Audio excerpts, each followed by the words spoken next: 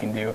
I've been journaling kind of in this thought process of what it means to be a multi-generational church and be a church that thrives like that. Yeah. And one of my comments I wrote down was when a church talks more about what God is doing, where God is working, what prayers He is answering, and what lives He is changing, when they start talking about that more than what worship style they like, or what music they like, or what series the pastor is teaching. Sure. When they start talking about more, then that's where the multi-generational church can thrive. Because it's not about me, it's about us. It's about the world. What can we do to impact the world? Yeah. And that's where it's going to thrive. Yeah. That's a interesting thought for sure, because we do get very focused on what is happening at our church, and it's all around the events or the activities that we're doing, not about who we are as a church. Right. We're a church, we're known maybe by our music style, or some churches are known by their charismatic pastor. Personality driven. Exactly. And so you've got all these different things that churches are known for, rather than being known as a place where God is honored and glorified and lives are changed. Yep. And some churches do that well. I'm not Right. trying to yes, put every absolutely. church into that.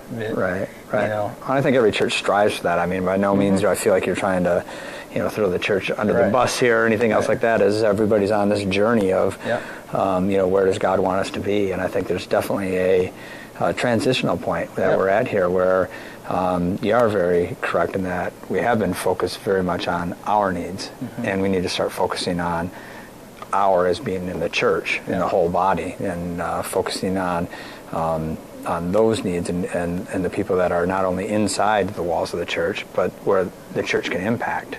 You go back to the 50s, and obviously you had a community church, and that community church knew its neighbors. And I would guess at most churches that most staff people would not even be able to name the neighbors that live around their church. Maybe a couple people that attend their church they know, but they wouldn't know.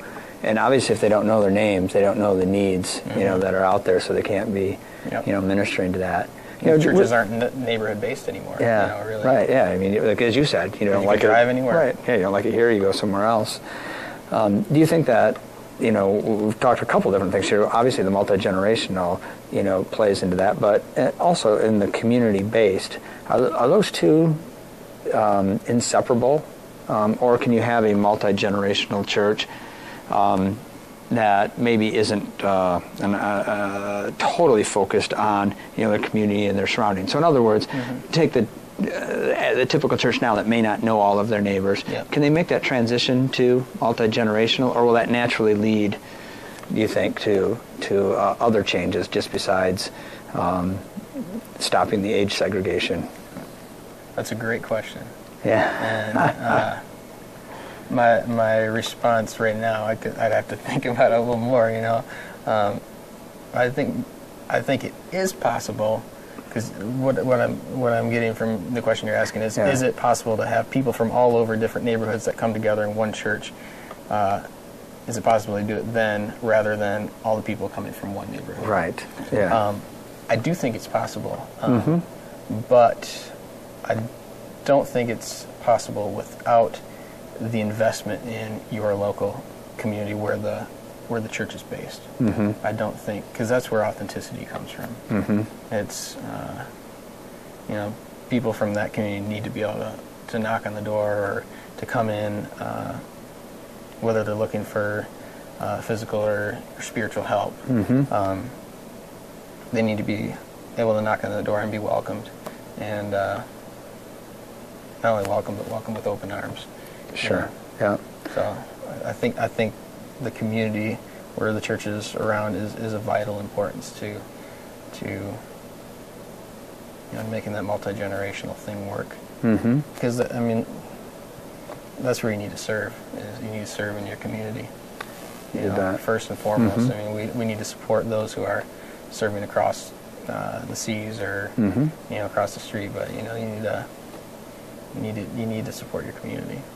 Yeah, well, strong communities, definitely have been our foundation, and I think we're seeing more and more that they're definitely needed. They're an important fabric. It's kind of like marriage being an important fabric of our society. I think being community-based is also a very important fabric that has taken some severe hits, and if we can rekindle that, I think that would reap great benefits, across the board. As a side note to that, and you can edit this out if you want, but the going back to the 50s, where we talked about, I think that's where it started desegregating.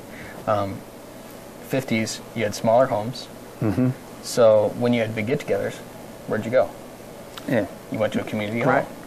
And you the had church. The church. Exactly. Community halls, you had polkas and all that kind of stuff. Dances, and that's where people got together. And that's where the community gathered. And now we have bigger homes. So the entertainment, if I'm going to have you over for dinner, or if I'm going to have my worship team over, we're going to go to a house, because that's where entertaining happens now. And it's just that's another interesting correlation with the kind of the segregation of. And I guess I would add into that, we've become a backdoor community rather than a front door community or front door people. Explain that for a little bit. Yeah, in that we're more likely to be in our house watching television than sitting on our front porch, or in our backyard entertaining rather than sitting on our front porch. And so we've become this community of disconnected people. And I think that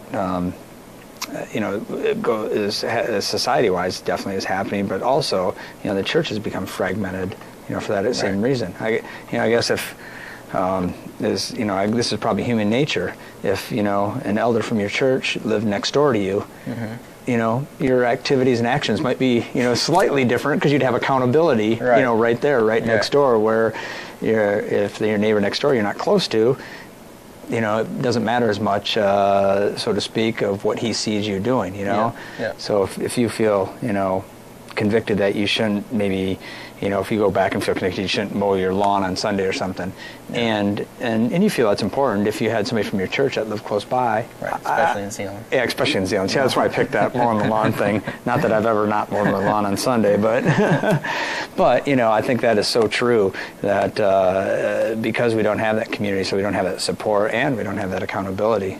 That's right there.